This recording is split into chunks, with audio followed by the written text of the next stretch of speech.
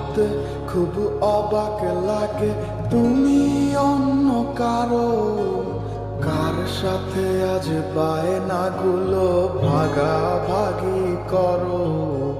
কার চোখের ওই চাহনিতে আজ তোমার লজ্জা কাটে।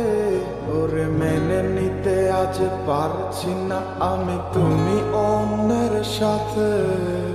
ভাবতে খুব অবাক লাগে তুমি অন্য কারো, কার সাথে আজ বায়নাগুলো ভাগাভাগি করো।